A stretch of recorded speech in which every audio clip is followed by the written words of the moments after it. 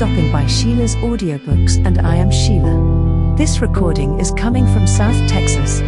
All stories on this recording are in the public domain per United States copyright law. This story is about the Shandon family, particularly the twins Neville and Roger. The likeness between the twins went even deeper than the surface. Both owed their success in life to a certain hardness of character coupled with an abundance of energy.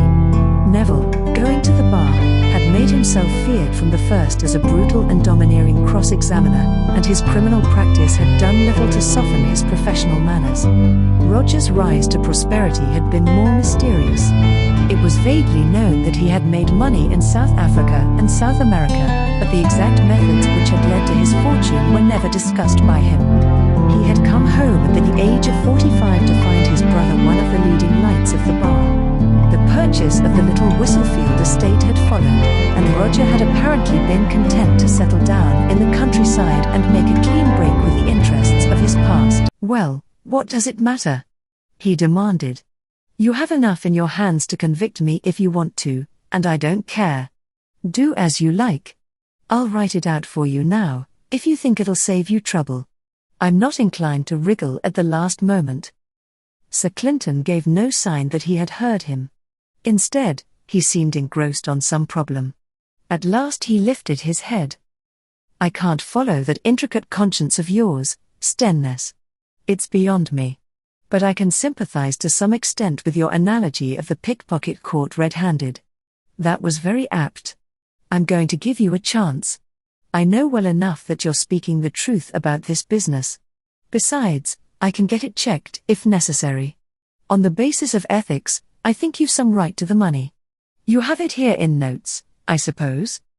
It's upstairs. Very well. Bring it down. Put it in the safe. Seal it up in an envelope with your name on it before putting it away. I'll see what's to be done about it tomorrow. Now, do that at once. Don't argue." "The money means nothing much to me now," said Shandon angrily. "Then hand it back to the people it legally belongs to," Sir Clinton said coolly. "If you don't want it, other people may have a use for it. It's a fair test of all that highfalutin stuff you laid off a minute or two ago." Shandon made no reply, but rose and went towards the door. "Oh, just another thing, Shandon. Meet me at the front of the house here at. Have you a timetable?" Shandon produced the ABC from a shelf and Sir Clinton turned over its pages before continuing. "The first train's at 7:10 a.m., he said. "Meet me out at the house door at 6:30 sharp tomorrow morning. Now don't fail." Shandon was plainly bewildered, and in his astonishment he gave a grudging assent. "That'll do, then," Sir Clinton went on. "Just put that cash in the safe, now.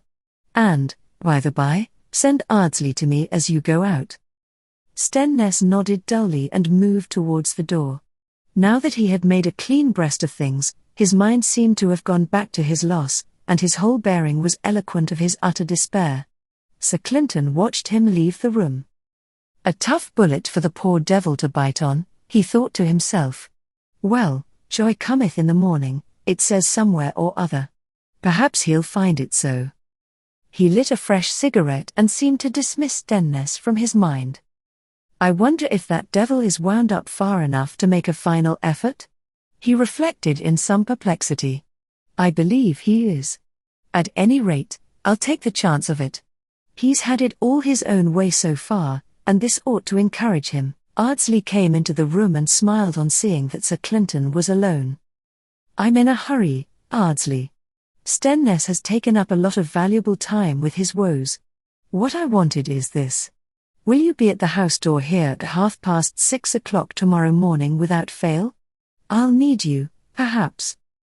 He paused, then as an afterthought apparently, he added, "I don't suppose you could give a death certificate in the case of a death by misadventure, could you?" Ardsley shook his head. "I'd need to know something about the case before I could venture on that sort of thing. The coroner would want to have a say in business of that kind." Sir Clinton reluctantly agreed. "Now suppose we pick up Wendover in the other room. No one will want to see Miss Hawkhurst tonight?" I'll see to that, Ardsley assured him. Another doctor will need to be called in, and so forth. Until he turns up, I think no one need go into that room.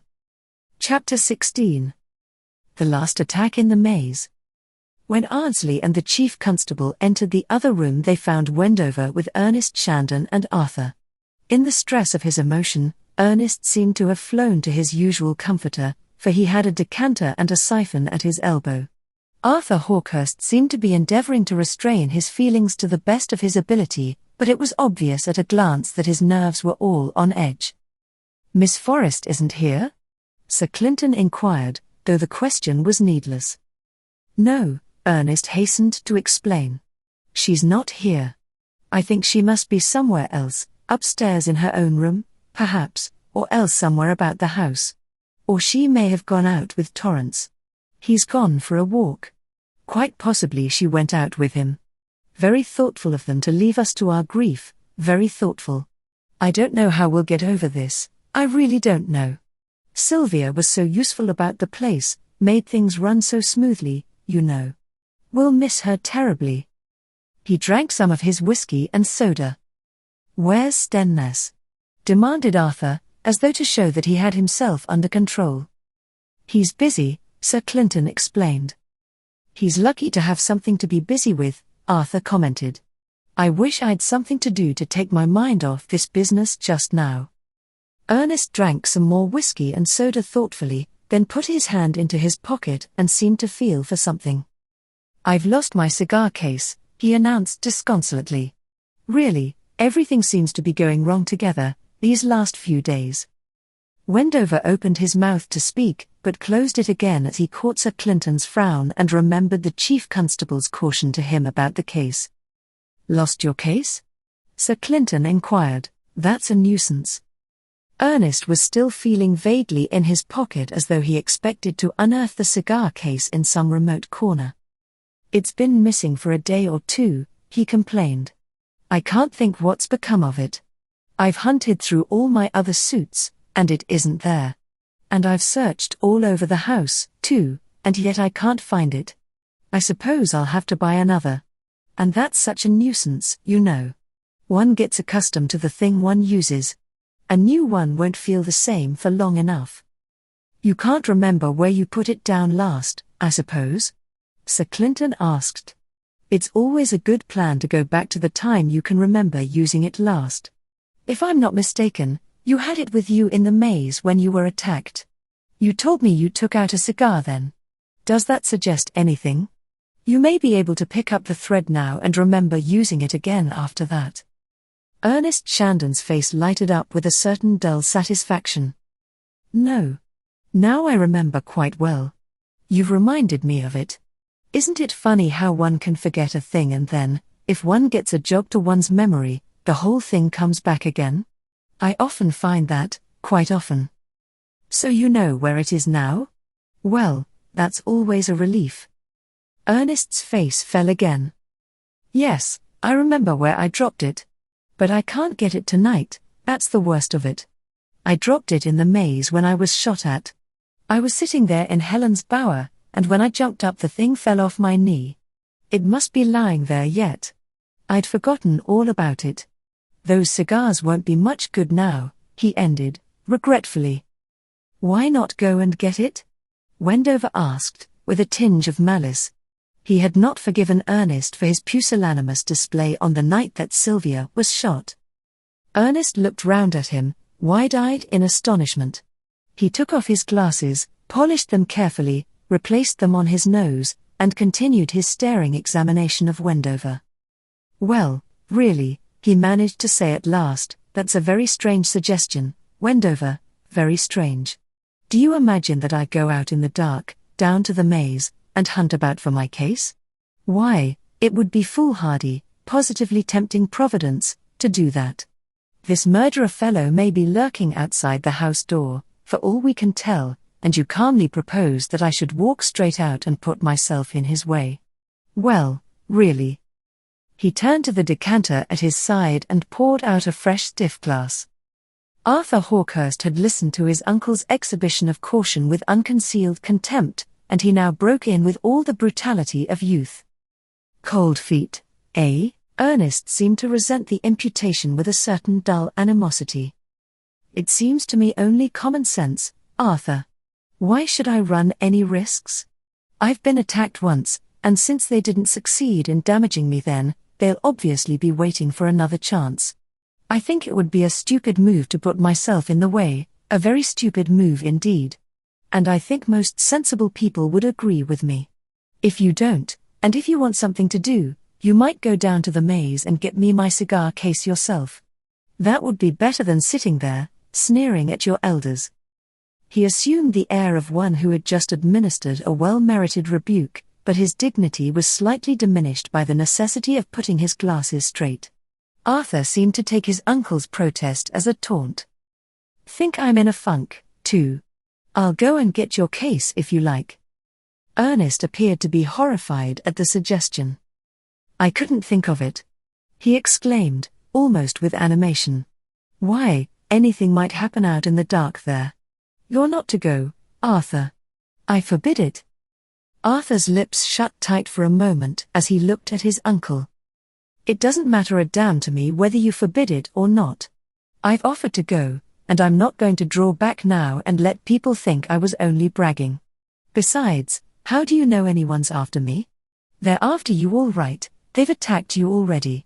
But that's no reason why they should worry about me, is it? I guess you're the one they've marked down, Uncle. Oh, indeed, do you think so? Said Ernest, uncomfortably. I don't think that's a very nice thing to say, Arthur.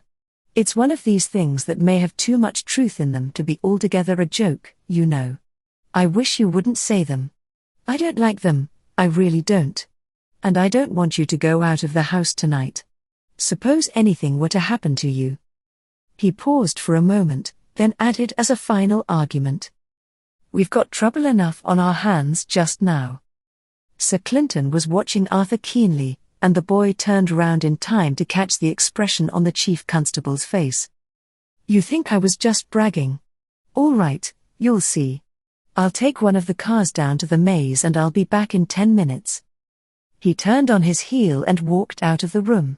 To Wendover's surprise, Sir Clinton made no attempt to detain him. Ernest's face showed marked annoyance. Evidently he could not help seeing that his super-caution had been brought into the limelight once again. I think that's a silly trick, he complained. What's the good of running unnecessary risks? I can get along without my cigar case till tomorrow, and here he goes off, posing to himself as a young hero, while really, you know, he's only a foolhardy young ass. But he was always like that. I wish Sylvia had been here, she could manage him. I never seemed to have any influence with him, somehow. Ardsley, obviously bored, rose and left the room. Sir Clinton took the opportunity of changing the subject. While your nephew's away, Mr. Shandon, I think I'd better take the opportunity of giving you some information. You remember telling me something about a cheque and a missing counterfoil? Yes, Ernest admitted, apparently not averse to the fresh subject. I thought I ought to tell you about that. It may not have been important, but I thought you ought to have all the information about everything, even if it didn't seem to be anything very vital, you understand. One never knows how one thing may hinge on to another, if you see what I mean? And it certainly seemed a strange thing to me, very rum. I've looked into the matter, Sir Clinton went on, and I think I've succeeded in doing what's probably the most important thing from your point of view. I've recovered a few £1,000, which somebody might have got away with. You'll find it in your safe tonight. It will be in notes. You'd better take the numbers of them. I haven't had time to do that, and it might be as well to know them. Ernest's eyes lighted up when he heard the result of Sir Clinton's work, but the brief illumination died and was followed by a depressed expression. Does this mean there'll be a prosecution, and I'll have to give evidence? That'll be a troublesome business. Sir Clinton reassured him with a gesture. Well, perhaps we'd better not start crossing bridges till we come to them. Let's leave the matter for the present. It's not for me to advise you whether to force on a case or not. I'll even refrain from mentioning the name of the man who took the money. Oh, I've a pretty good notion of that, Ernest protested, with a certain air of low cunning which sat ill on his dull features. "I may not be very clever, you know, but I can put two and two together all right." "Then we'll leave it at that," said Sir Clinton, and his tone closed the discussion on that point. For a time they sat in silence. Wendover could not quite understand Sir Clinton's manoeuvres. Quite obviously he had given Arthur the last spur which had driven him into this expedition to the maze, and Wendover was inclined to agree with Ernest that it was a foolhardy business. He waited with some anxiety for the boy's return. All at once they heard the sound of hasty footsteps in the hall, and the door was flung open, and Arthur hurried into the room. Wendover noticed that, though excited, he was in no panic. "You were right enough, Uncle," he exclaimed, still standing with the handle of the door in his hand. "The beggar had a shot at me just at the entrance to the maze." Ernest nodded his head with an attempt at sapience. "I told you so," he said. "I told you so. But of course you wouldn't believe me. No, you knew more about it than I did. But you see now." "Come along, the lot of you," Arthur cried. "We'll nab the beggar this time. He can't be far away yet." "Sit down," Sir Clinton ordered calmly. "He's had any amount of time to get clear away. We'd never catch him in the dark. I must hear how it happened, first of all. Now give me every detail you can think of." Arthur seemed sobered by the matter-of-fact air of the chief constable. He sat down and began his story without more ado. "I took out the two-seater from the garage," he explained, "and bucketed down to the maze as quick as I could. It's a dark night outside, not even a star showing. I left the headlights on when I stopped the car, and I left the engine running as well. It wasn't going to take me any time to get to Helen's Bower. I got out, and crossed over to the entrance to the maze that's nearest the road. It was pretty dark, but I could find my way all right." "You heard nobody about?" asked Wendover. "Nothing but the beat of the engine. Just as I got to the entrance and was going inside, I heard an air gun go off quite close to me, no distance at all, I should say, and I felt something hit me about the breast pocket." Sir Clinton leaned forward. "Don't touch," he said, pointing to the side of Arthur's dinner jacket. "You hadn't a coat on, I see." Arthur looked down. The feathering of one of the lethal darts was protruding from his jacket. "Oh, it stuck, did it?" he said. "I thought it had failed to get through the cloth. It's driven into my leather cigar case, I expect." Sir Clinton made a rapid examination and then cautiously withdrew the dart. Inspection of the cigar case showed that the point of the missile had embedded itself in one of the cigars. "That saved you a nasty prick," was all the comment the chief constable made. "Let's hear the rest." "I was just going to start after the beggar," Arthur went on, when suddenly there was a yell from the road. "When I looked round, there was old Mrs. Thornton having a fit of hysterics or something over on the road, right in the beam of the headlights." "Who is Mrs. Thornton?" inquired Sir Clinton. "She's the wife of the lodge keeper at the East Gate." "There's nothing wrong with the Thorntons," Wendover hastened to interject. "I've known them for 20 years and a decenter old couple you couldn't find anywhere." Sir Clinton made a gesture as though brushing aside the interruption. "And then?" he demanded. "Well, there she was, screaming her head off," Arthur continued. "She'd heard the sound of the air gun, and of course air guns aren't liked hereabouts nowadays. So she'd just started to yell at once. She thought it was meant for her, it seems. I hustled her into the car and drove her home, full tilt.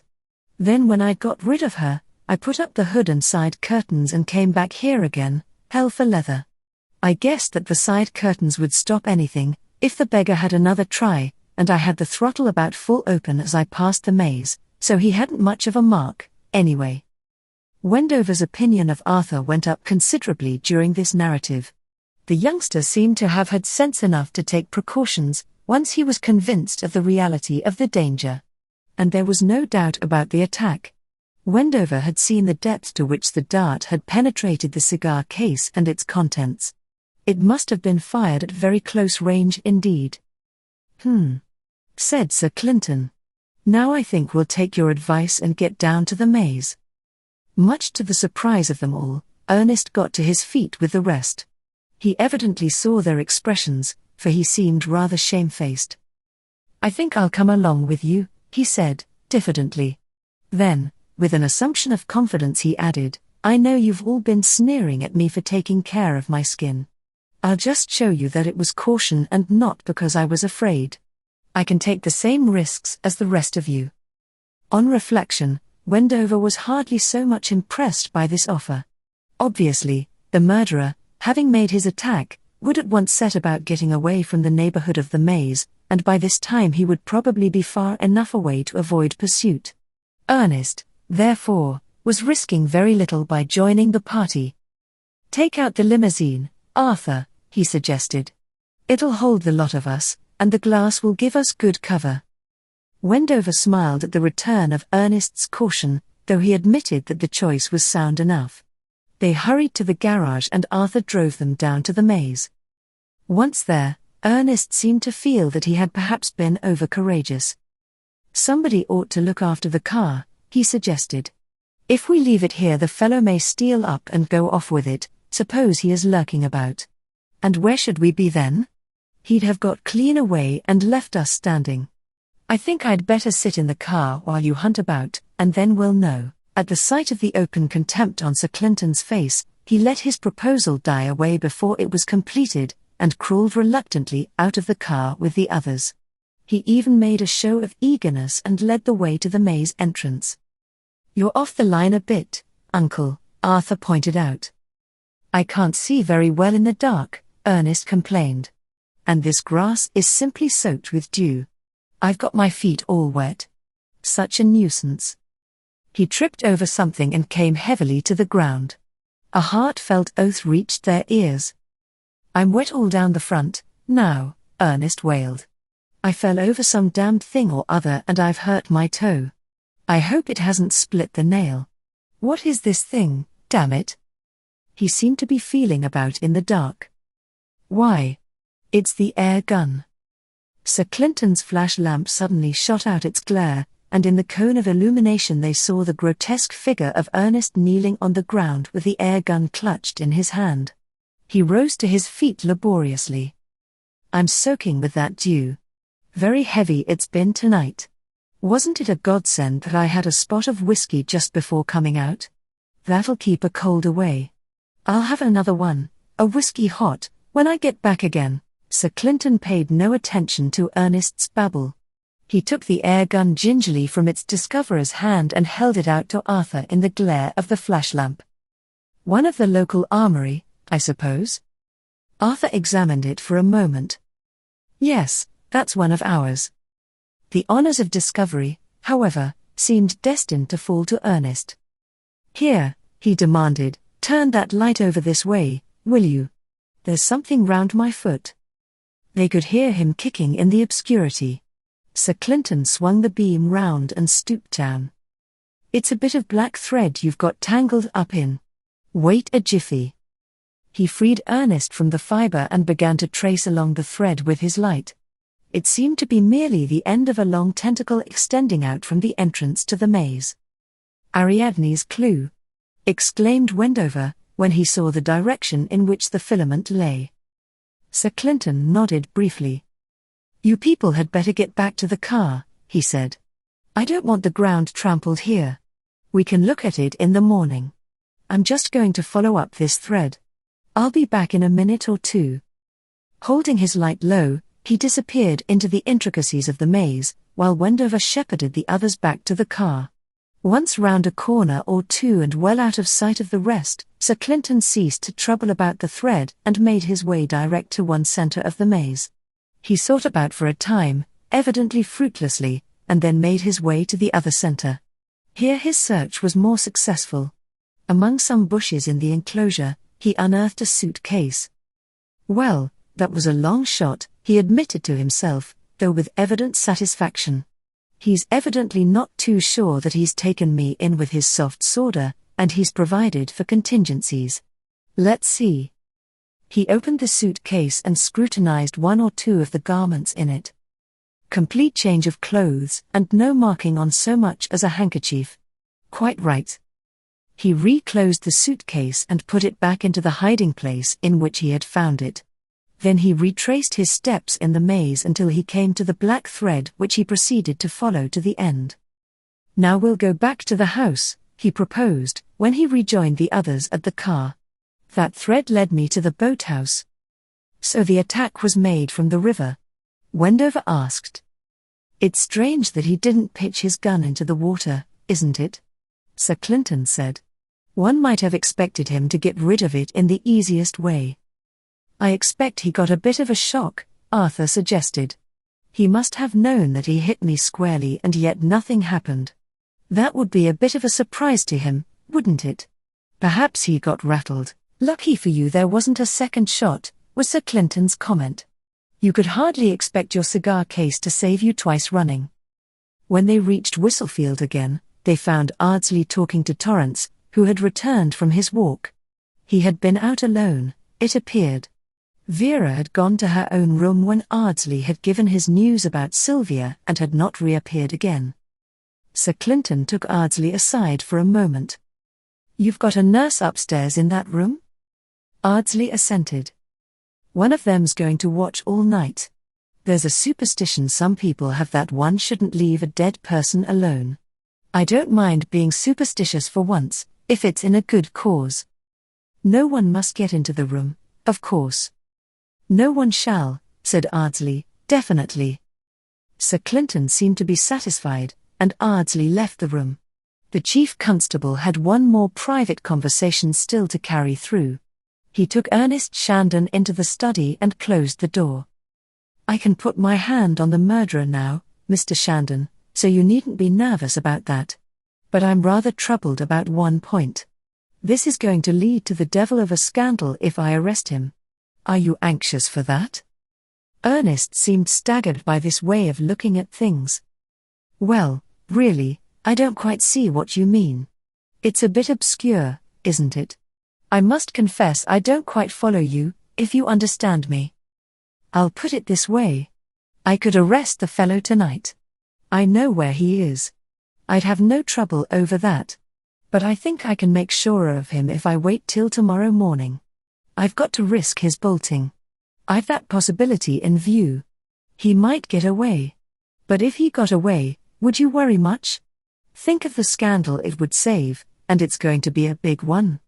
And the trial will be a most laborious affair, too. What do you think? Shall I arrest him now, or wait till the morning and risk his getting away? Ernest pondered over the problem, but he seemed incapable of giving any help. I really don't know, he said. You're too deep for me, really. I can't make out what you're driving at. Sir Clinton's face showed disappointment.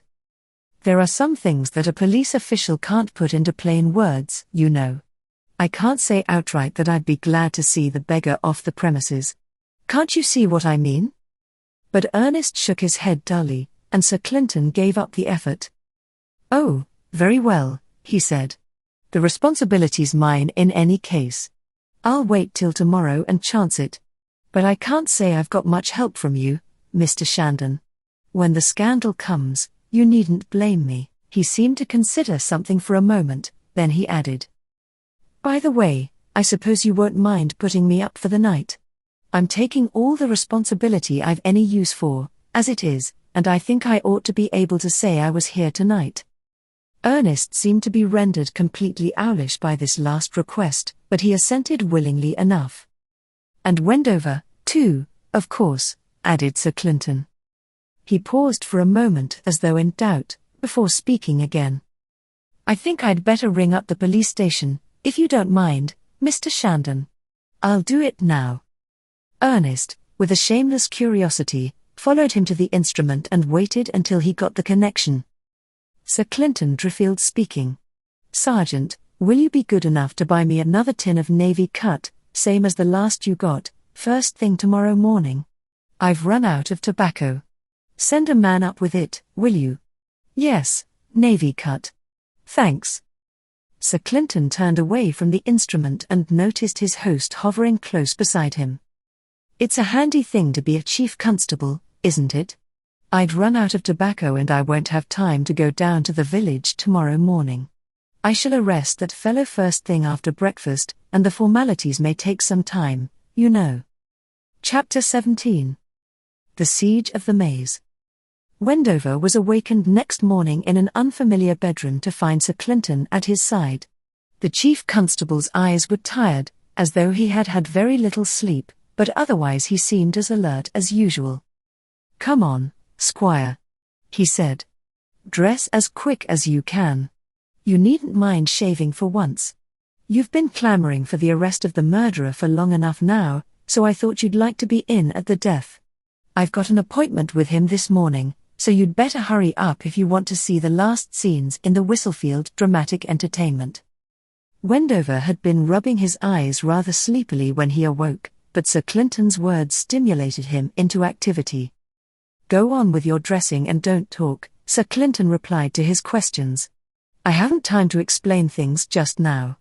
There'll be a good deal of explaining to be done in the end," he added, gloomily, "so we may as well make one bite at it." Wendover hurried over his toilet, and soon he and Sir Clinton descended the stair and made their way to the front door. The figure of Shandon was plainly visible in the light of the early morning. "So it was Shandon? Somehow I thought it might have been he," Wendover whispered, while they were still at a distance. "I've got appointments with several people this morning," Sir Clinton said, sharply. "Ardsley's another of them. You needn't start suspecting everyone, Squire, or you'll have a busy time. No questions till later." He stepped forward and greeted the secretary. "Where's the gun room, Shandon? It may be as well to pick up something useful." The secretary led them down some passages.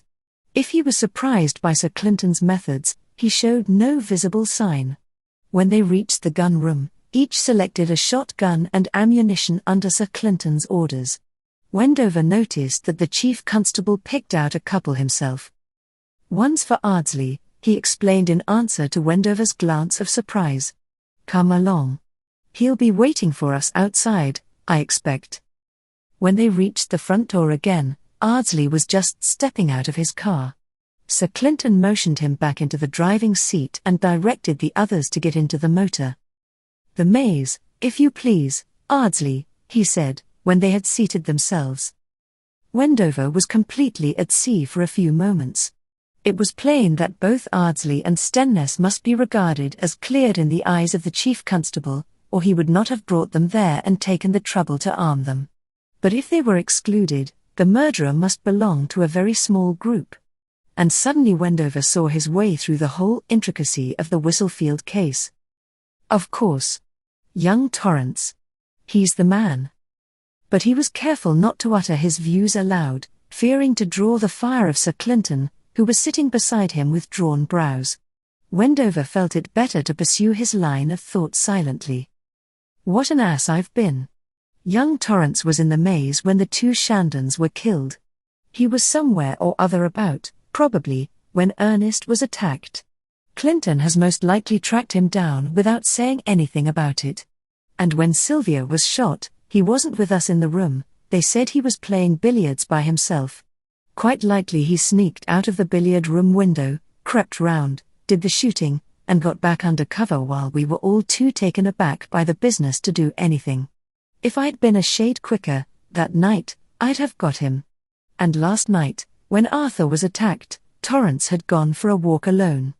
It's obvious. And like an idiot, I didn't see it. All one needed was a pencil and paper and a list of the people who were actually on hand on each occasion, and then, by elimination, one was bound to get at him straight away." He pondered over his own obtuseness for a time, while the car ran down the road towards the maze, but his train of thought was interrupted by Ardsley pulling up at a word from Sir Clinton. A uniformed constable stepped forward from the shelter of a clump of bushes, and Wendover saw with surprise that he had a revolver in his belt. "Everything all right?" demanded Sir Clinton, as the constable saluted. "Yes, sir. It went exactly as you told us. About a quarter of an hour ago we saw him hurrying along the road." "Just so," Sir Clinton interrupted. I watched him leaving the house. He went into the maze, sir, and as soon as he was well inside, we followed your orders and put the padlocks on all the gates. He's tried to get out once, sir, but as soon as he saw us he ran back into the maze. You didn't try to catch him, of course? No, sir. Your orders were strict about that, and we kept to them. Quite right. Now you've got the stuff up, haven't you? It's over there, sir. Well, bring me the megaphone. We'll need to talk to him before we can do anything further. While the constable was fetching the instrument, they got out of the car. Wendover, when he found himself on the road, gazed across at the green barriers of the maze, behind which the murderer was lurking. Sir Clinton's tactics were plain enough in their final phase, though Wendover could not understand how the chief constable had been so sure of running the miscreant down in the particular way he had chosen. He turned at the sound of steps, to find the constable had come back with the megaphone, a battered instrument which had probably seen service at police sports in the past. Sir Clinton took it from his subordinate and then called the attention of the group about the car. I want you people to take careful note of what happens, from now onwards. You may have to give evidence about it, so please pay attention to everything that happens. Wendover noticed that Sir Clinton's voice had lost its usual tinge of humour. Quite obviously he regarded the situation as grave, and his tone was that of a man who sees difficulties ahead, but means to overcome them if possible. As soon as he was certain that all the group were on the alert, the chief constable raised the megaphone and spoke towards the maze. Ernest Shandon. I have a warrant here for your arrest. I call on you to surrender. Come to the gate nearest the road within 5 minutes and give yourself up. He's got a pistol, sir, the constable hastened to add to his previous report, and an air gun, too.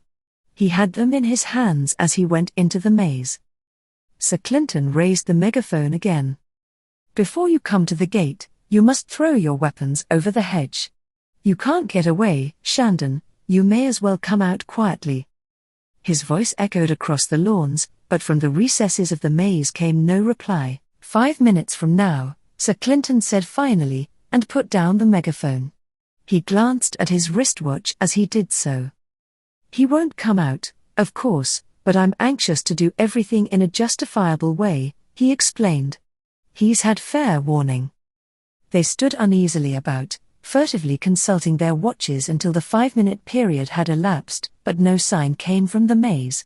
Wendover was completely puzzled by the turn of events. How could Ernest Shandon be the murderer? When the attempt had been made on Arthur, Ernest Shandon had been sitting within 10 feet of Wendover himself, under the eye of Sir Clinton, and the attack had been carried out here, at the entrance to the maze. Then, floating through his mind, came a recollection of Sir Clinton's hint that a man might be on both halves of the map simultaneously. But that was impossible. No man could be in 2 places at once. The whole affair seemed to verge on a nightmare inconsistency. And yet, Sir Clinton had evidently foreseen the attempt to escape and had taken precautions to prevent it being successful.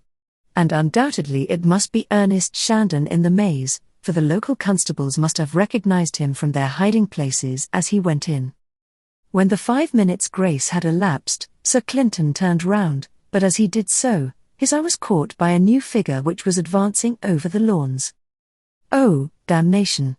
he exclaimed angrily. "Here's the very thing I wanted to avoid." Wendover, following Sir Clinton's glance, recognized Arthur Hawkhurst hurrying towards them, and as he approached, the squire could see that he was carrying a sporting rifle in his hand.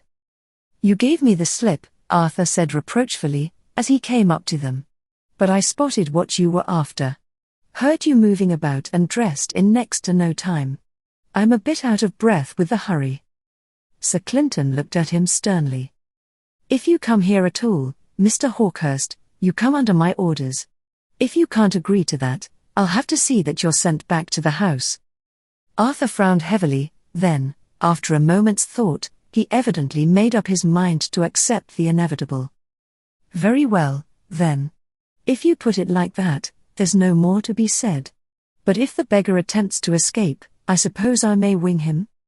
He touched his rifle as he spoke. "You'll do exactly as you're told.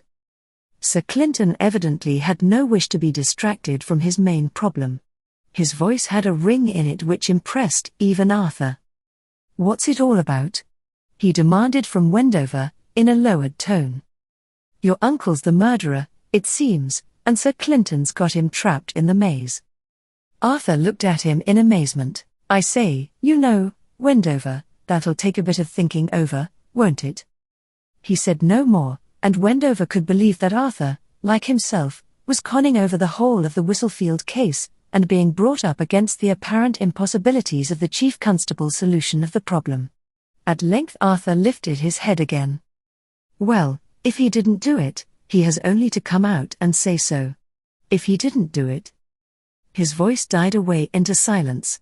Then he added, "I promised myself to square up for Sylvia, and I'll do that, no matter who the man is."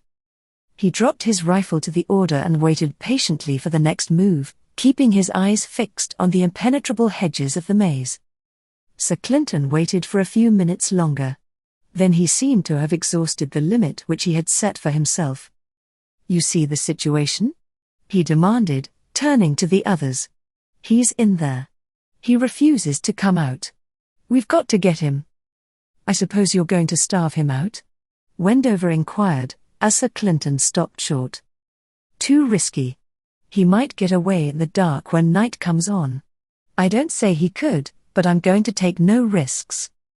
"Then I suppose we'll need to go into the maze and dig him out," Wendover suggested, philosophically.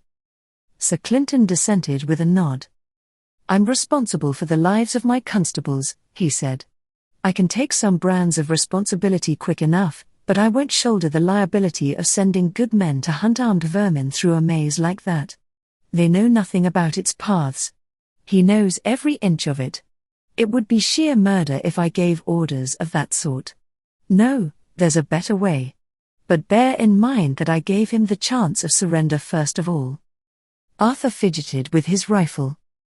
"I know the maze as well as he does," he pointed out. "I could get him out easily enough if you'd let me take on the job." Sir Clinton negatived the suggestion curtly. "I've got a better ferret than you, my boy. If he gets driven into the open and looks like escaping, I'll let you wing him. But that's all you are to do." He wetted his finger and held it up in the air. "Couldn't be better.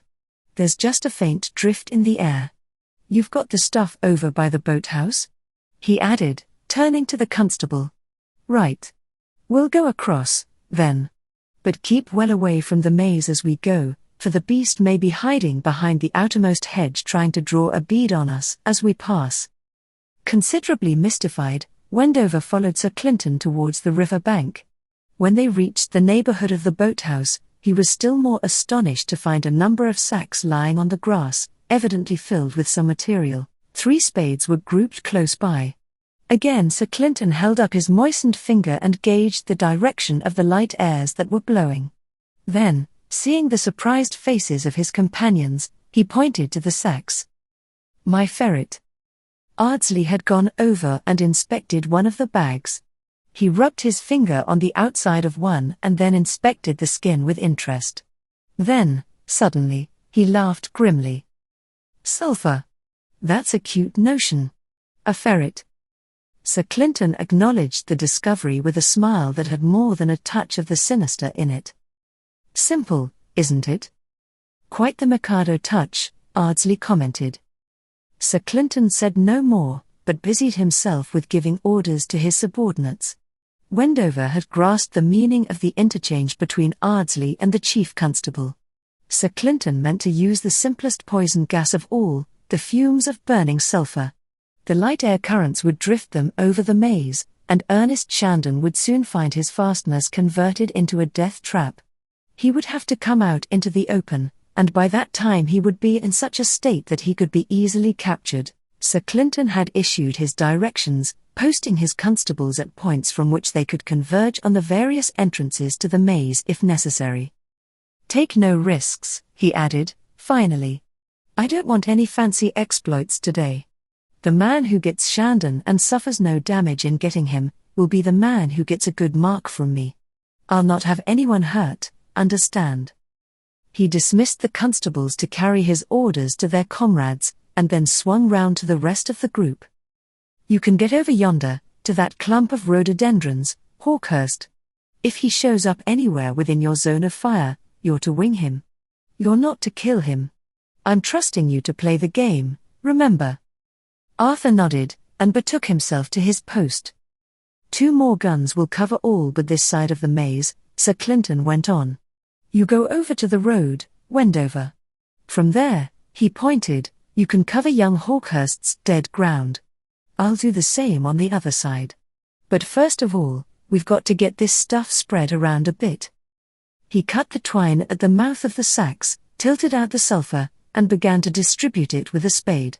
The others hurried to assist him, and spread the yellow lumps under his directions. "Now we can light up," Sir Clinton said, at last, when things had been completed to his satisfaction. "These fireworks will give the thing a good start if you spray the sparks to and fro over the surface of the stuff." He produced some fireworks from a paper parcel as he spoke and set an example to his companions. Soon the sulphur caught fire, and Wendover, incautiously working on the leeward side, began to cough violently. "Keep to the windward side of the stuff," Sir Clinton advised. "Get it alight here and there. The flame will soon spread over the whole surface. Now, I'm off." He picked up his shotgun and skirted the maze at a respectful distance as he made his way to his post. For a minute or two Wendover stolidly continued to tend the ferret, but he could not help wondering whether this method of criminal hunting really came within permitted bounds. His mind inclined more readily to active measures, and the devil's cookery was, as he phrased it to Ardsley, hardly the game. The toxicologist showed no sympathy with his point of view. "Driffield's quite right. Suppose tonight found him with a dead constable on his hands, perhaps a widow and some fatherless children to face? Would you care to be in his shoes? I wouldn't. Play the game? Bosh. It's not playing the game to chuck away your men's lives unnecessarily." He dug up some burning sulphur and distributed it over an unkindled patch. "Phew. This is a suffocating job. If it's like this now it'll be fairly stifling on the lee side in half an hour." Stenness said nothing. Wendover, who was not in the secret of the secretary's love affairs, could not understand why Stenness looked almost as grim as Sir Clinton. The squire woke up all at once to the fact that he ought to be elsewhere, and he made his way to his appointed post. As he reached it, the report of the sporting rifle came from the clump of rhododendrons. "It's all right," he heard Arthur's voice raised in a shouted explanation. "I saw him at the gate, trying to climb over, so I let him have it above his head. That scared him. He's gone away now, back into the maze. He's got a pistol in his hand." Almost at once they heard Sir Clinton's shotgun fired. "Trying the entrances one by one to see if he can slip out," commented Arthur, with a certain malicious glee in his tone. Some minutes passed, then, to Wendover's astonishment, he heard the crack of the automatic pistol, and a bullet sang past him. "Not much sign of surrender about that," he admitted, as he got hurriedly under cover. "The beggar must have marked me down and tried a long shot through the hedge." Time flowed slowly on. Occasionally, with a slight change in the faint wind, some of the sulphur fumes drifted down to Wendover and caught his lungs. "It must be pretty thick in the maze, if a mere whiff of it gives one jip like that," he reflected. "The beggar must be half dead with the fumes by this time, for he gets the full blast of it." Another interval of quietness gave Wendover time to think over the situation. Up to that point, he had gone through the business almost without trying to bring the morning's work into touch with normal life. The whole affair had had an impersonal quality, for from start to finish he had not set eyes on the man they were hunting. But that peculiarity had enhanced the rather unreal character of the adventure, lending it a touch of the fantastic in his mind. And the extraordinarily methodical procedure which had governed the transactions helped in some way to accentuate his feelings. It had all been as logical as a nightmare seems to be while one lives through it. Yet another shotgun report, from the sulphur station this time, showed that the murderer was still making attempts to slip away. After that, another period elapsed without any further alarms. The sulfur fumes were now so dense that Wendover, though out of the main line of drift, was becoming seriously troubled by them. He could hear Arthur coughing continuously in the rhododendron clump, but the muzzle of the rifle was never lowered even in the worst paroxysm. Quite obviously Arthur meant to miss no chance of squaring the account for Sylvia. As that thought crossed his mind, Wendover seemed to see the whole Whistlefield case in a fresh light. Instead of the mysterious murderer lurking behind green walls of the maze, his mental vision threw up a picture of the real personality, Ernest Shandon. He could see him with his mind's eye wandering along the paths of the maze, choking, desperate, seeking for some outlet to safety and beaten back each time by the warning of the guns. And minute by minute the poison cloud was growing denser over his place of refuge, bringing nearer the inevitable end of the drama. And as this picture forced itself upon Wendover, he began to feel the nightmare growing more intense. It seemed almost incredible that Ernest Shandon, a creature despised by everyone for his shiftlessness and futility, could have planned and carried through this murderous work. Wendover, since he had been brought into intimate contact with Ernest, had felt nothing but boredom and derision. The man's dullness, his cowardice, his selfishness, had all impressed themselves strongly on the squire, and had produced a definite feeling of repulsion and contempt. Now he had to readjust his ideas.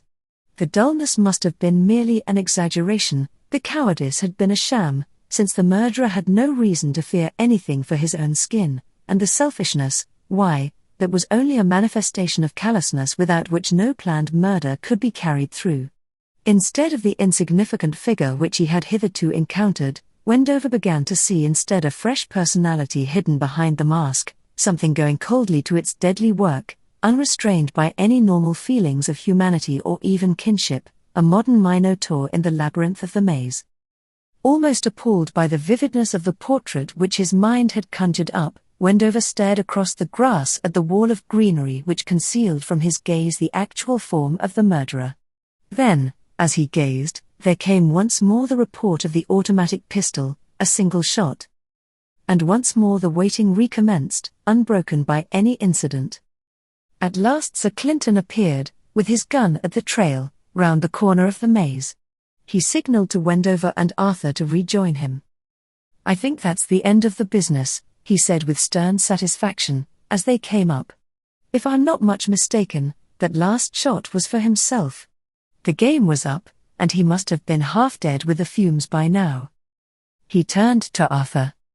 "Do you see now why I wouldn't let you touch him? If you had, then we'd have had all the bother of a trial for manslaughter at the least, and I don't guarantee that things would have gone smoothly in it. As it is, he's suicided, and no one's to blame but himself, and if you wanted to put the screw on him, could you have given it a harder turn than this?" He pointed towards the sulphur station. Arthur saw the point. "I expect you're right," he admitted, coughing as a fresh cloud of fumes drifted down upon them. "He must have had his dose before he gave in. You think that there's no doubt that he's shot himself?" Sir Clinton's face showed what he thought. "Well, I tell you what," Arthur proposed. "There's a tree near the riverbank which overlooks part of the maze if one gets high enough in it. Suppose I swarm up it and see if I can spot anything? Now that he's out of action, it's safe enough." Sir Clinton welcomed the idea. "That's a good scheme. He might be shamming, after all, and I won't take any risks by sending anyone into the maze till I'm sure. If you keep well inside the leaves you'll be safe enough in any case. And if you find he's dead, it'll save us a long wait." Arthur dropped his rifle and went off to put his project into execution. After he had gone, Sir Clinton turned to Wendover. "Not much family affection left in the Whistlefield circle, Squire. But can you wonder, after all? Friend Ernest wasn't the sort of man who'd attract much liking at the best, and that boy was very keen on his sister, undoubtedly. I have a certain sympathy with his feelings. And I can tell you I've been on pins and needles for some time back lest young Hawkhurst should find out who the murderer really was and take the law into his own hands at once.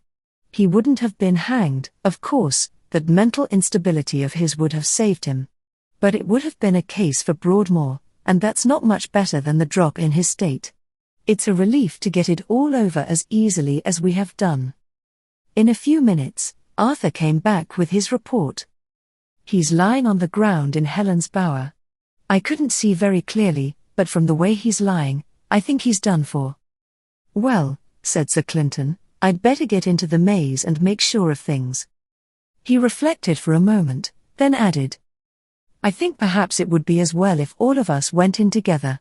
It's quite safe, I'm pretty sure of that. And there's something there, I suspect, that I shall want witnesses for." He summoned Ardsley and Stenness and explained the state of affairs to them. "If we douse the sulphur, the wind will clear away the fumes fairly soon. We can get water from the river and put it out. There's sure to be something in the boathouse which we can use for bringing water, a bucket or a bailer of some sort." When it seemed safe, they entered the maze and soon reached Helen's bower. No danger awaited them. Ernest's body lay sprawling on the grass with a bullet wound in the head and the automatic pistol still clutched in the hand. Sir Clinton crossed over and knelt down beside the corpse. "We'd better search the body now and be done with it," he said, beginning the task as he spoke. "Here's something bulky in the breast pocket," he explained as he extracted it.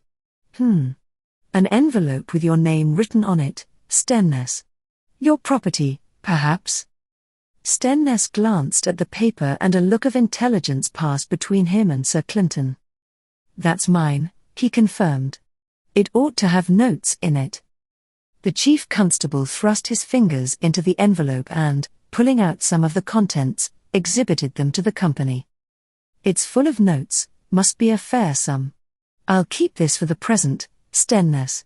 You don't mind? It's best to do things formally, and you can always have it later on when you want it." "Oh, keep it, certainly," Stenness agreed, with a certain dull indifference. Sir Clinton continued his search, but the only thing of interest was a tin box which he opened carefully and held out for inspection. "More of these darts, you see?" He counted them rapidly. "Yes, that's right.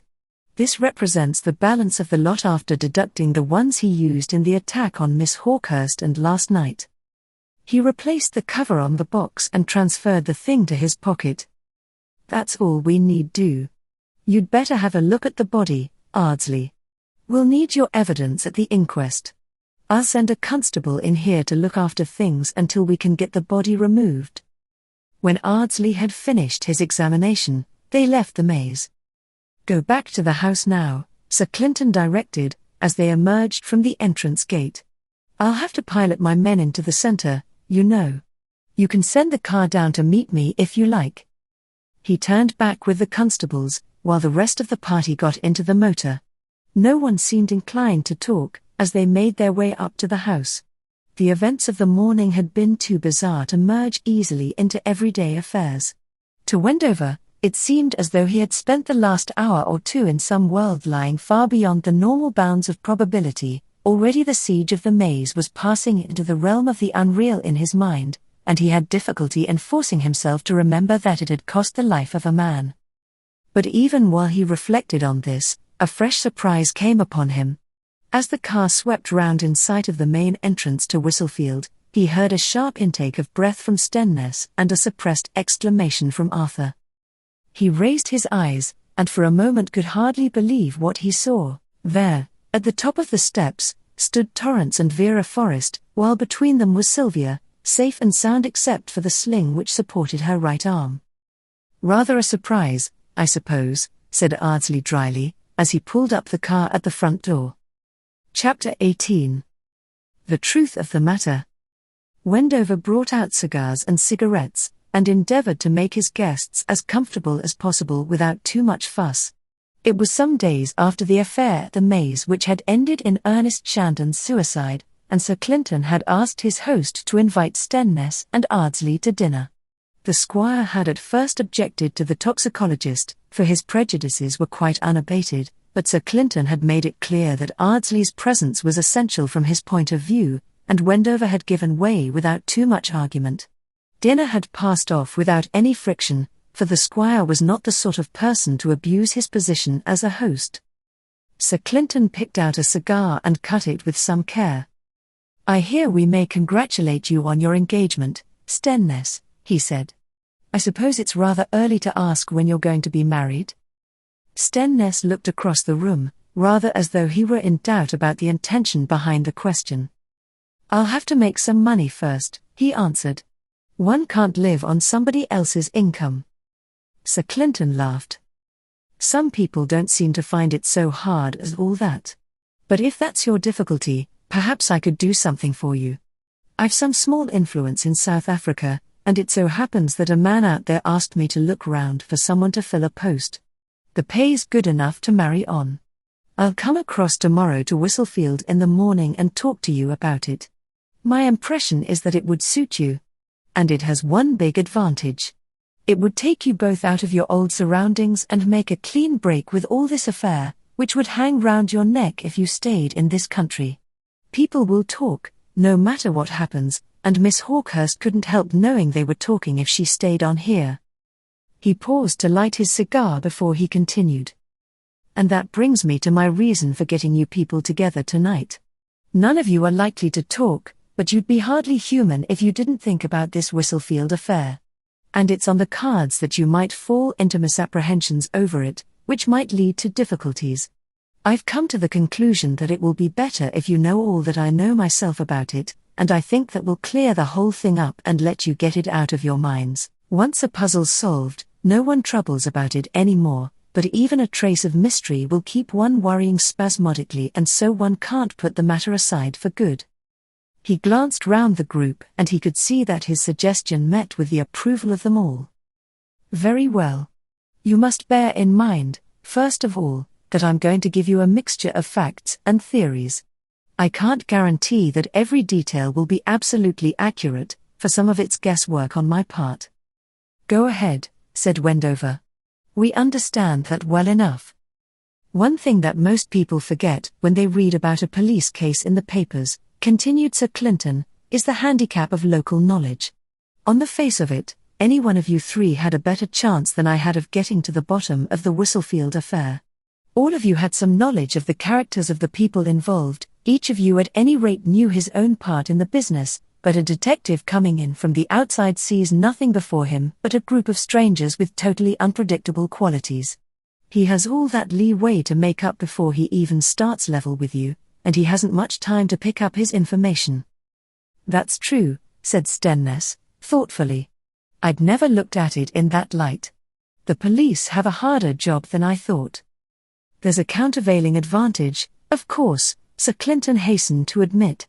A detective comes to a case with no preconceived ideas about character. The actors are all strangers to him, and he has to depend on his wits and his judgment entirely. That was my position when I came into the Whistlefield case. I knew none of you personally, and I was quite free from prejudices about you. Facts are more important than opinions in a case of this sort, so that really leaves a balance in your favor, Ardsley suggested. Quite true, once you've got your facts, Sir Clinton agreed. Now let's take the facts in the order that they presented themselves. The things I saw when I was called to the maze were plain enough. An airgun had been used to fire poisoned darts. Roger Shandon had been hit in the shoulders and the neck. Neville Shandon had been struck rather lower down in the body. There had been no attempt at robbery, except for the tearing away of the sheet of notes in Neville's hand. Loopholes had been cut in the hedge, evidently beforehand, for no one would start cutting loopholes with his victim a few yards away. A box of darts had been spilt at the loophole from which Roger Shandon was shot. The murderer had managed to dodge either Miss Forrest or young Torrance, or both of them, as he made his way out of the maze. Finally, my dog proved that the murderer had followed a very roundabout track in leaving the maze. He got out near the river bank. He went across to a clump of trees, on one of which there was a mark about 3 feet off the ground. Then he had gone across the grass to the road. And when he reached the road, his trail stopped short.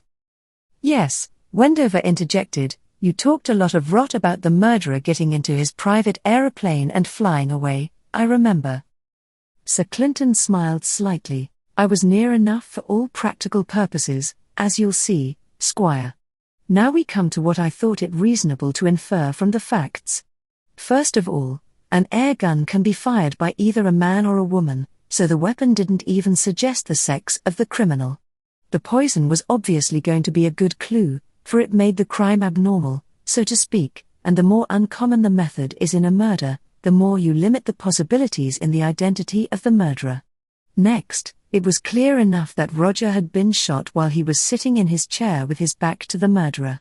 In that position, only his shoulders and neck would be exposed as targets, and it was there that he was hit. Neville, on the other hand, had been shot from the front or slightly to the side. That suggested the possibility that Roger might have been killed in mistake for Neville, whereas Neville could not have been mistaken for Roger, since the murderer, shooting from the front or side, could see his face as he fired. "Did you lay much stress on that in your mind?" Shandon asked. "Not much at the time.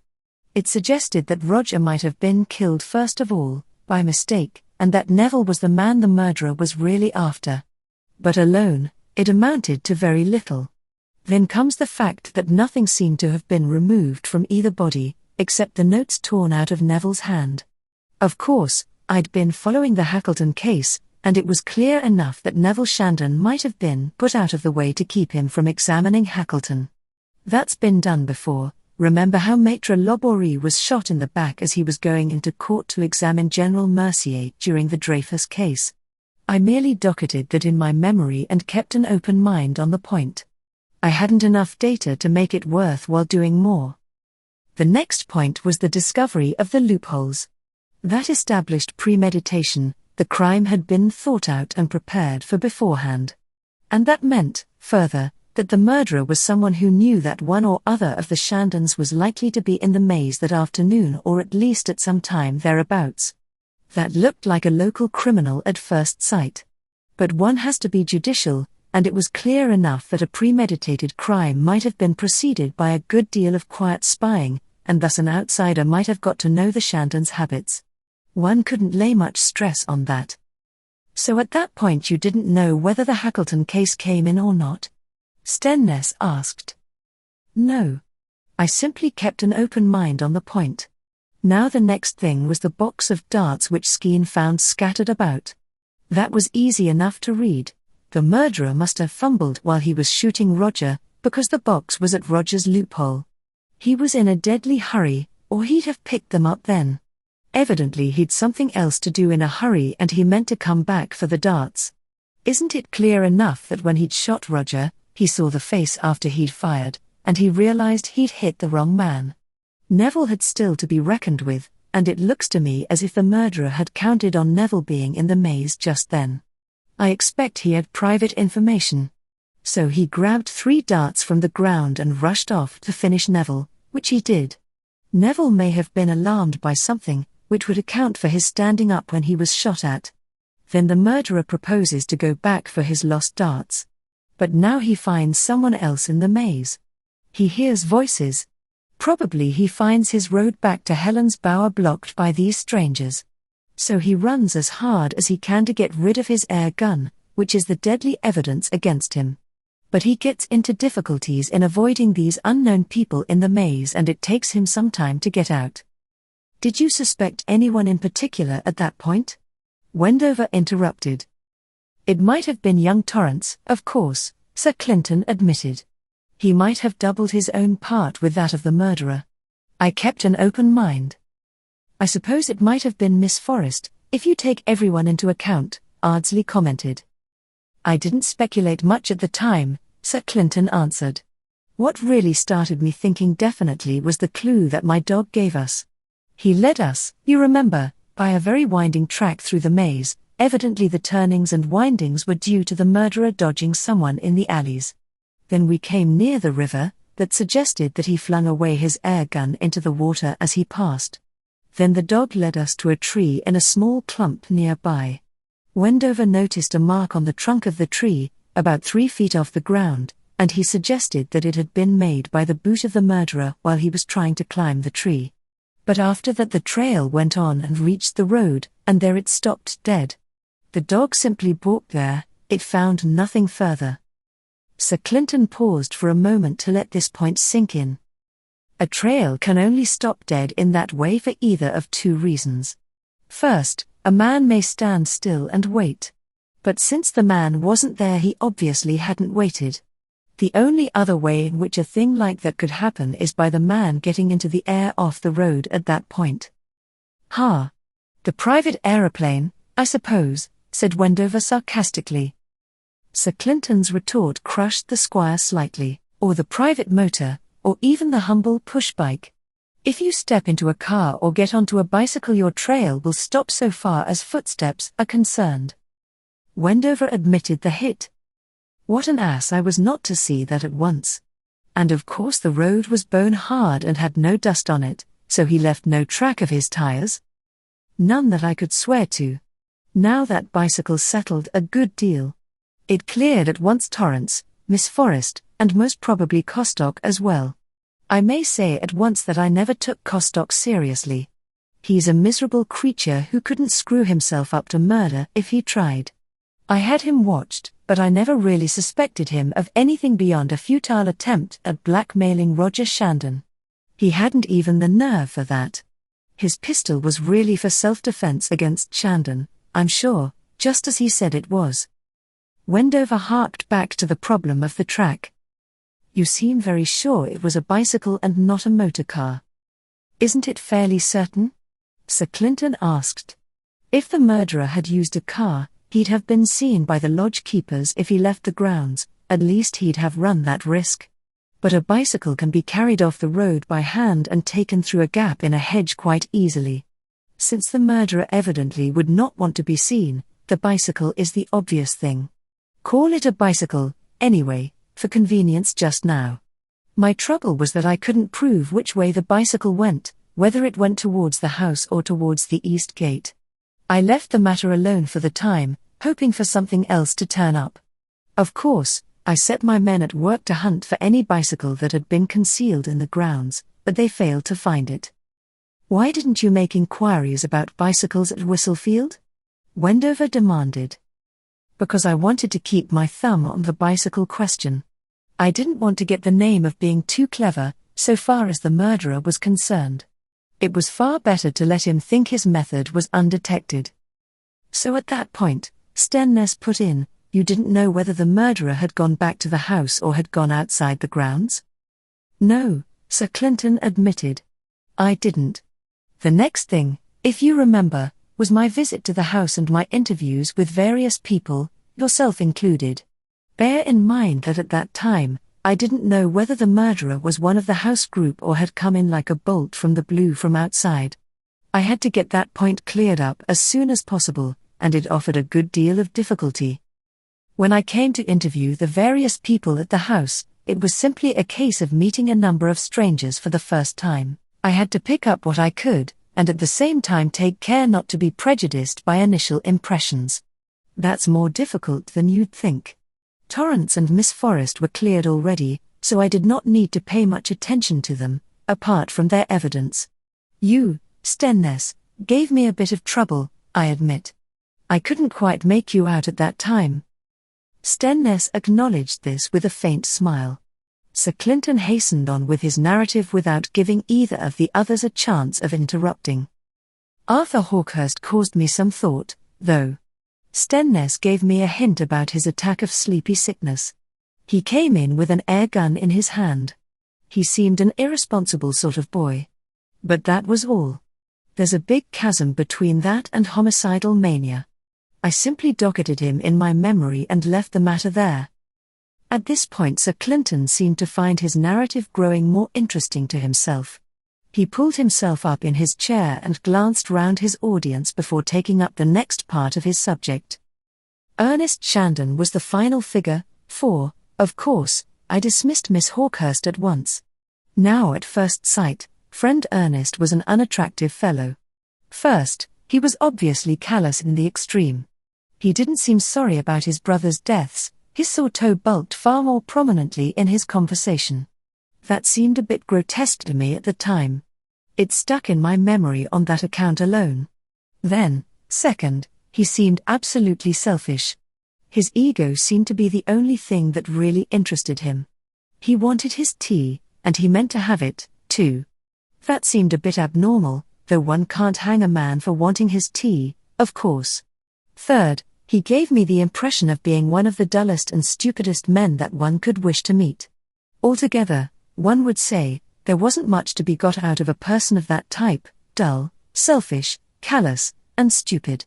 And yet, if you look back now, you'll see that the whole basis of the Shandon tragedies lies in just those qualities. It'll be quite clear when we come to it.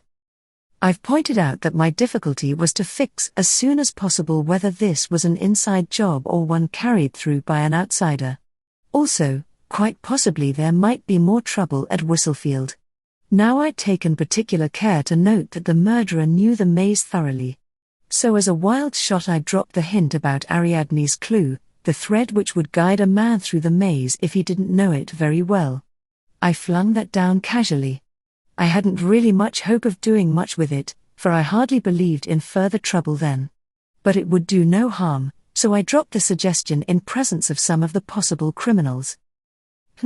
Now I begin to see some light, Wendover commented. The next point was the nature of the poison, Sir Clinton went on. The local doctor suggested you, Ardsley, as an expert, so I went over at once to get your views. Once I knew it was curare, I felt I'd got something definite enough to go on. That isn't common stuff. Of course you probably had a stock yourself, and I didn't feel inclined to interfere with you. I thought it fairly clear that if you had gone on the murder tack you'd have avoided a stuff which could be traced to you directly. So I asked about any other local source, and you put me onto the pot in the Whistlefield Museum. That put a different complexion on the whole case. It was evidently essential to get hold of that supply immediately. If the murderer had drawn a private stock from the pot, we couldn't help that. If he had just used enough to poison his darts, then we could stop further supplies by confiscating the pot. So I packed you and Wendover off to secure it. Wendover being to watch me, I suppose? Ardsley put in with a grim smile. I won't deny it. You'd have done the same in my place, Sir Clinton pointed out. Why didn't you come yourself? Wendover inquired. Because I'd something else on hand that had to be done in a hurry. I must confess frankly that I'd nothing definite to go on. It was mere intuition, if you like, or you can call it a case of taking precautions against eventualities which one doesn't expect to occur. It was rather like the business of Ariadne's clue, a long shot which might come off. And I thought it had more chance of bearing fruit. These poisoned darts were clues of a sort. They were also weapons. So if the murderer got a chance of grabbing them, I thought he might be tempted. But I wasn't going to let him have the real things, not likely. I gave him a substitute, quite similar in appearance, but really quite harmless. Then if he tried any more of his games, the chances were that he'd use the darts I gave him, and do no great harm with them. Even if he had 1 or 2 deadly darts left, he'd be sure to mix the lot together, and that reduced the risk of poison in a dart chosen at random from the mixture of deadly and harmless ones. So, when we were passing through the village, I got you to drop me, Wendover, and I bought some darts, drilled them like the deadly ones, faked them to match with Condy's fluid, put some litmus in so as to make my lot easily recognizable by a simple test, and then I was ready. Incidentally, I think I got the reputation of being quite mad. I needed a tin to keep the deadly darts in, I wasn't going to have them loose in my pocket, and I had to leave the real tin for the murderer to pick up if he wanted, so I sent out for some navy cut, used the tins for the lethal darts, and staggered the sergeant down there by presenting him with the tobacco. He's still puzzling over it, I guess. You know what happened next. I left the sham darts on the mantelpiece of the museum purposely, and the murderer lifted them. Now as Ardsley didn't touch them, he went out of the room in front of me and they were still lying there, and as Wendover wasn't the murderer, that left only you, Stenness, and Miss Hawkhurst, young Hawkhurst and Ernest Shandon, as possible thieves. If the tin vanished, then I had got down to pretty narrow limits.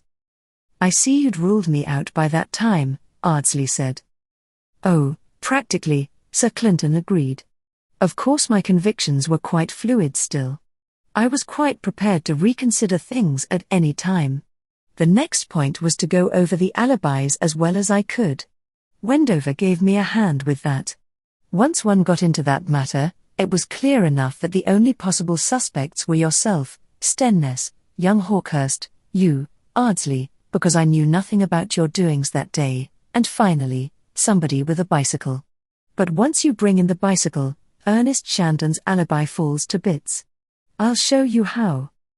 This is my reconstruction of the murders in the maze. I don't say it's correct in every detail, only the main outlines are really important.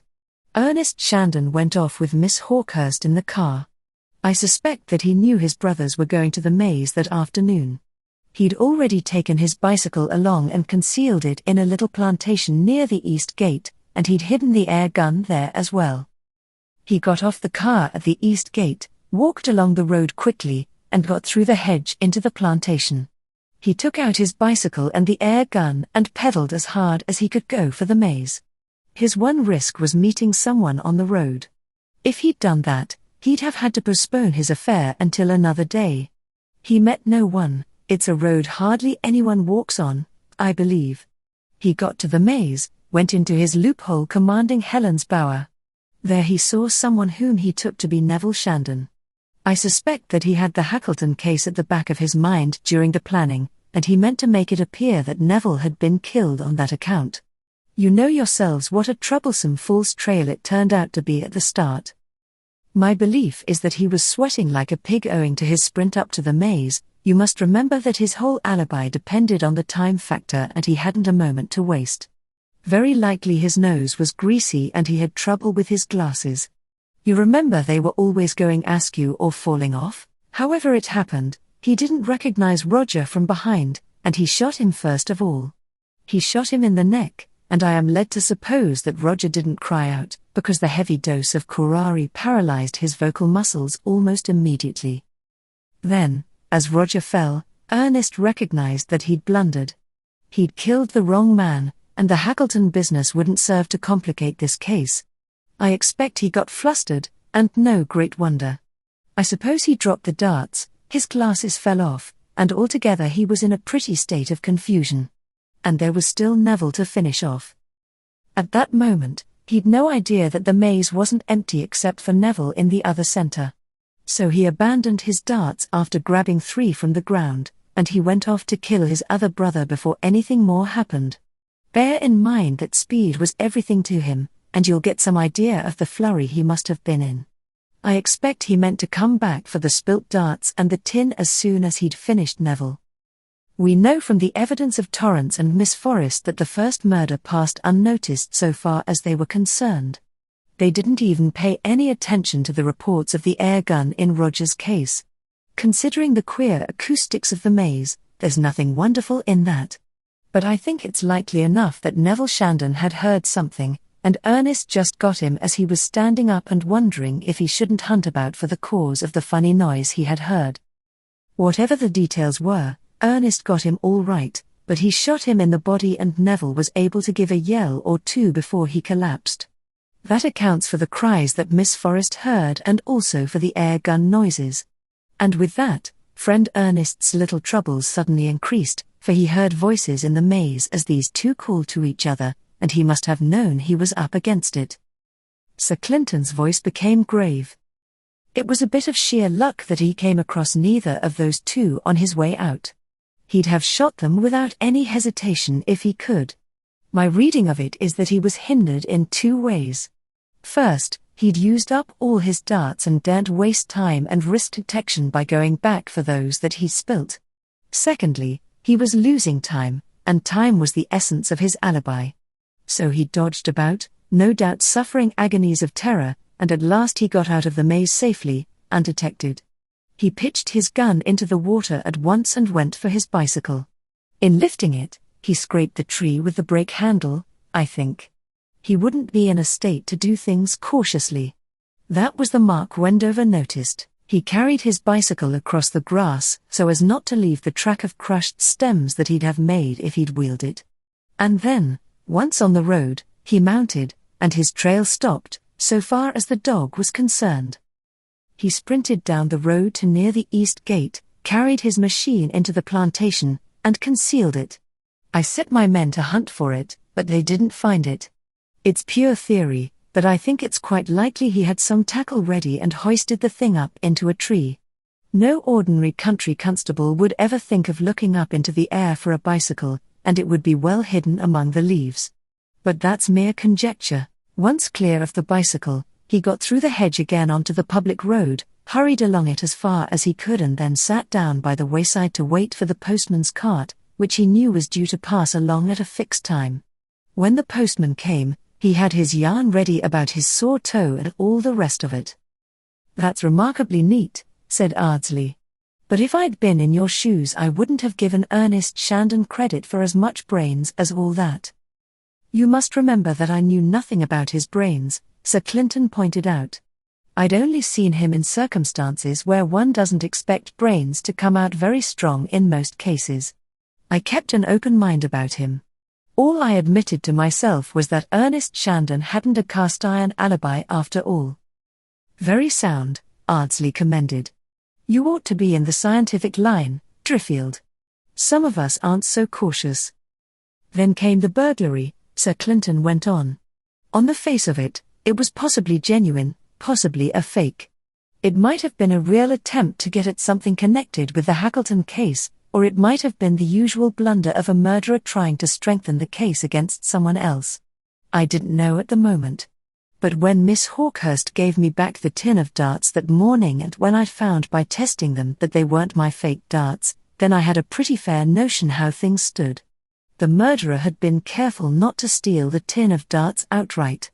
He'd given me back some darts right enough, they had been faked like mine, only they hadn't my litmus in them. That told me two things straight away. The murderer was one of the people in the museum that night, and, much more important than that, he had work still to do, for he wanted those darts at any price. That gave me some worry, I can tell you, for I couldn't be absolutely certain that his teeth were drawn. He might have had a deadly dart or two in reserve for all I knew. It was a stiff business to be up against, and really I didn't feel comfortable." "Was that the time you were so perplexed?" Wendover asked. "Yes. I don't wonder at it now." Sir Clinton brushed this aside. "Now I'm coming to Ernest Shandon's first big mistake. In telling me the story of the burglary, he dragged in a tale about the transactions relating to his late brother." Stenness showed no outward sign of perturbation, but Sir Clinton could see he was uneasy as to the next stage of the narrative. With a glance, the chief constable reassured him. Stenness, realizing that his affairs would not be brought in, leaned back again in his chair.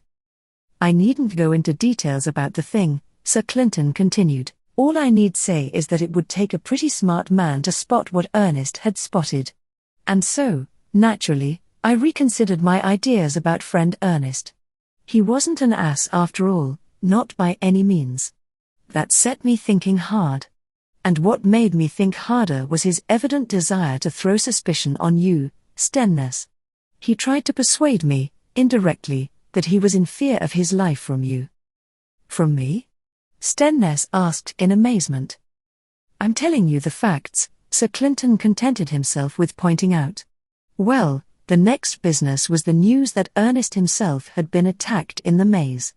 And at that point I began to feel pretty sure of my ground. It was the most obvious line he could have taken to divert suspicion from himself. And, what made me more uneasy, it was a possible preliminary to an attack on someone else. He'd killed his two brothers. If a third attack was made, he might come under suspicion, and a breath of suspicion might be enough. So he boldly faked up an attack on himself next. Then, if still another attempt was made, who would suspect the poor victim who had nearly lost his life just a few days earlier? One has to admit he showed some acuteness, Ardsley said, dryly. At that point the case began to clear up a little in my mind. Assuming Ernest to be the murderer, what was he after? The more I thought about it, the clearer it seemed that cash must be at the bottom of the affair. He wanted money. He'd never worked in his life. How could he lay his hands on cash? And of course it was as plain as anything then. If he could kill off his brothers, he'd inherit part of their money. I learned that pretty easily from the fact that there were no near relations except himself, Arthur and Miss Hawkhurst. But the craving for money isn't easily satisfied. Obviously, if he could eliminate his nephew and niece, he'd be left with not only the whole of his two brothers' fortunes, but the Hawkhurst money as well. If you look into criminology, you'll find that the murderer for money reasons is a fairly definite type. He's usually clever enough to devise a fresh method of murder, or of disposing of the body. Apart from that, he's not a very brainy type. And he has a terrible knack of repeating the same method in successive crimes. Suppose you have to cross a boiling torrent by stepping from stone to stone. You get across the first time in safety. If you have to cross again, you'll choose the same stones as before. You've proved them to be safe. Any other stones may be insecure and may bring you down. Now that's the state of mind of the mass murderer when he goes in for his work. He carries out his first crime by a novel method. He isn't detected, so when he tries his hand again he follows his first procedure slavishly in all its mean details. These are the safe stepping stones for him. Look at the case of Smith, how he repeated all the minutiae of his bath business time after time. Deeming used to put down a fresh cement floor in a room to cover the bodies of his victims. He did that more than once. He'd found it safe the first time, you see. If you read up Burke and Hare's doings, you'll find them a steady repetition of the same method applied without variation. It's the mark of the mass murderer. So naturally, I expected the poisoned darts and the air gun to come into play again, if Ernest carried his work to a further stage. And I made up my mind that I'd choose his next victim for him. He made 2 deadly slips in that interview he had with us, Wendover. Perhaps you noticed them? Wendover shook his head. You told me after our talk with him that I ought to know who the murderer was, but I didn't guess it. What slips did he make? The first slip was when he volunteered that he had a bicycle and had used it to get down to the maze. Once I had information that he owned a bicycle, his alibi with the sore toe disappeared instanter from my mind. His second slip was a worse one. He said to us that he hadn't been down to the maze since the murders.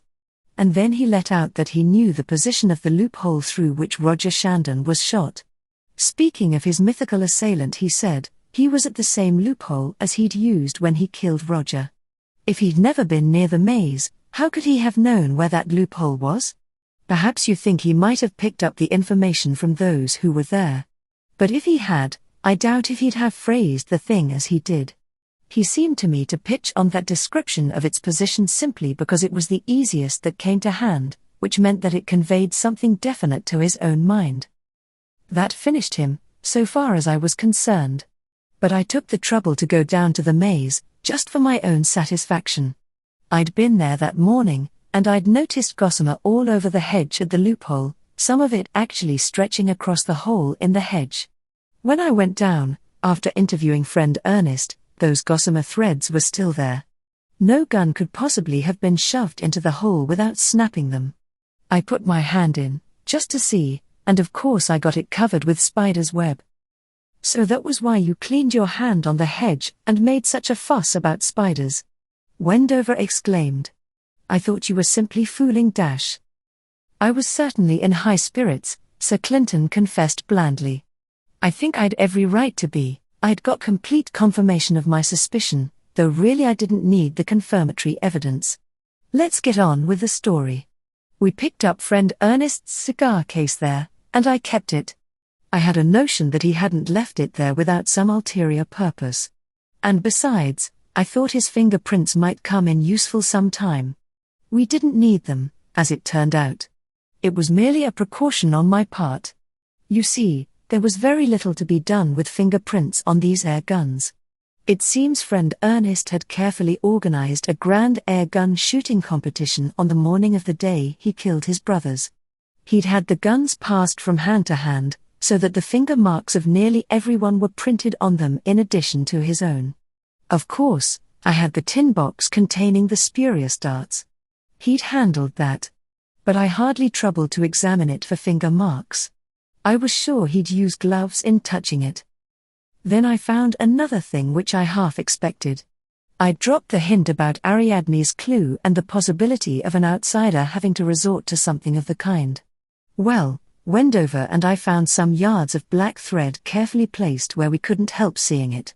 No black thread was found when the Shandons were murdered.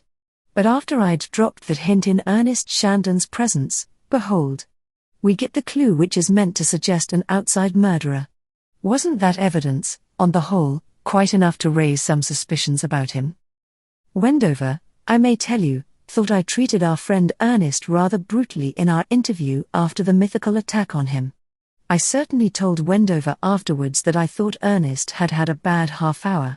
What I meant, Squire, was the bad half-hour he had when he was laying off his tale to us and wasn't sure what I thought about it. That was a stiff time for him. As a matter of fact, I took no pains to conceal from friend Ernest that I thought his yarn was a mere pack of lies. I wanted him to feel afraid of me, afraid of what I was getting at in the Whistlefield case. Then, I felt sure, he'd have a shy at knocking me out before I became really dangerous. To help on that good work, I arranged to play bridge one night at Whistlefield, so as to let him operate on his own ground. In case of accidents, I had arranged that Ardsley should come over and take charge of the casualty. I'd taken most things into account, I had to, and in case friend Ernest hit anyone else in his flurry, I arranged with Ardsley that the injured person was to die nominally, so that friend Ernest might be convinced of the efficacy of the fake darts I'd put into his hands, and might go on to further crimes. I needn't go into that affair. I'm not proud of it. I never intended to risk Miss Hawkhurst in that way. Of course, I knew at once she hadn't been poisoned with curare. But though I'd done my best to sterilize the fake darts, I was afraid of blood poisoning setting in. I spent a bad time over it, I can tell you. One can never be sure in a case like that. Well, there we were. He'd managed to nip back into the winter garden before Wendover got after him. He believed Miss Hawkhurst was dead and only Arthur's life stood between him and the whole of the Shandon Hawkhurst money. By this time, like all successful mass murderers, he'd begun to feel a complete contempt for the risk of detection. See Burke and Hare. So young Hawkhurst was marked down. And this time, friend Ernest meant to have a perfect alibi. He must have guessed that I suspected his other one, and he'd made up his mind to avert even a shadow of suspicion. He'd stay under my eye at the very time that murder was being done in the maze, nearly a mile away. That was a master stroke, I admit. He used his cigar case to bait the trap, got Arthur's back up very skillfully on the point of cowardice. And beforehand he'd set a booby trap. He'd fixed the air gun in position to shoot at the right level, and he'd arranged a thread to the trigger.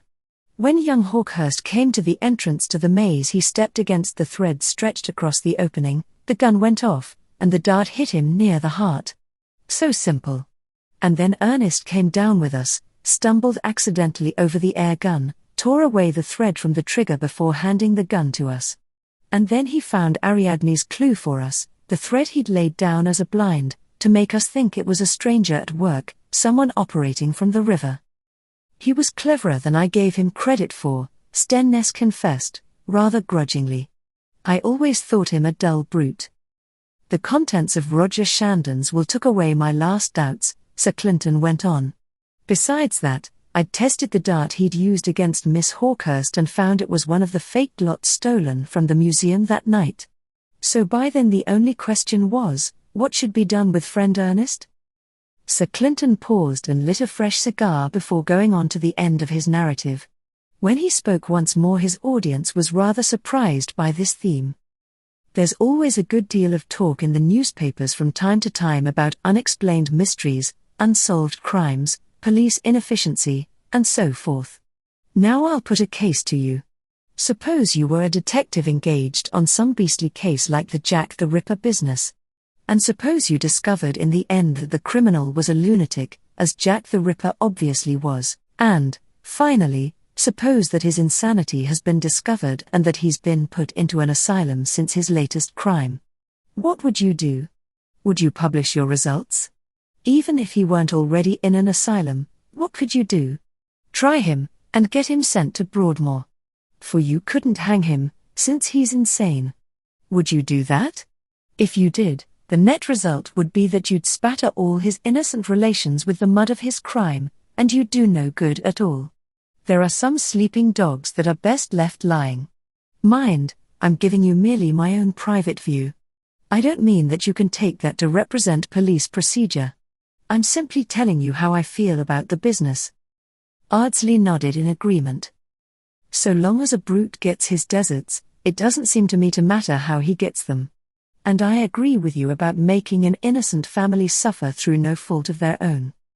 Sir Clinton acknowledged Ardsley's support. That's how I looked at the Shandon case, he said. I could have arrested the brute. Then we'd have had a trial. And the Hawkhursts would have been branded as relatives of a murderer. I thought things could be done just as efficiently by making Ernest Shandon his own executioner. In fact, my method was a stiffer one than mere hanging, as you know. And if it failed, well, the law would take its normal course. I found a suitcase packed ready in the maze on the night that young Hawkhurst was attacked. I expected something of the sort and went specially to look for it. I'd a notion that he wouldn't care to sneak out of the house with a suitcase in his hand at the last moment, if he bolted. He'd have it cached somewhere, so that he could leave with empty hands, quite unsuspicious, you know. I knew he'd need a complete change of clothes so as to be able to alter his appearance and put the hue and cry off his track. He'd shown a penchant for the maze all along. He'd even dragged it into his story of the attack on himself, so it was clear he had it very much in mind. I banked on that when I looked there for his suitcase. It was a good enough choice. He could sneak out of the house, pick up the suitcase, go across to the boathouse, and row himself down to the village without having to be seen carrying the bag on the public road at all. Quite a good plan, if you ask me. I hadn't seen why he went to the maze, I admit, said Stenness. It seemed rather like a bit of magic on your part to have foreseen that. Once I'd found the suitcase, Sir Clinton went on, all that remained was to arrange the moment for his bolt, so that I could grip him. There was no use waiting on his good pleasure to fix the time. I gave him a plain hint that I'd be glad to see him go, let him think I wanted to avoid the scandal of a trial. There was no lying in that. I certainly did want to avoid putting him in the dock. Now as it happened, Stenness had been realizing some capital at that time, so I got him to put his cash into the study safe that night. And I told friend Ernest that the money was there, a good round sum. That gave him the sinews of war for his bolt, free of charge, you see? He'd only to grab it in passing. And as soon as I felt he was nibbling, I telephoned a code message to the police station, some rot about Navy cut tobacco. From that prearranged message, they knew they'd only to open an envelope and carry out their sealed orders which I'd left with them. They came up to the maze during the night, watched Ernest into it about 6 a.m. I'd been keeping an eye on his room during the night, so he couldn't have given us the slip anyhow. Then, as soon as he went into the maze, my men closed the gates behind him, and the game was up. You know the rest. We had to hold an inquest, of course, but you must have seen that we gave the bare legal minimum of evidence, just enough to prove suicide. Of course there's sure to be some talk. One can't help that. But we stifled it as far as we possibly could, and the reporters got so little that the thing was hardly talked about in the papers. Sir Clinton smiled with a tingle of sardonic amusement. I wonder what they'd have made of it if they'd known all about our methods. Perhaps I wasn't quite orthodox. Perhaps I ought to have got him nicely hanged, and incidentally run the public in for a big bill for his prosecution. I can only say that my conscience is quite clear, it doesn't give me a twinge. Consciences are weird things. He glanced across at Stenness with a glint of humour in his eye which the rest failed to see. And now, what about some bridge? The end.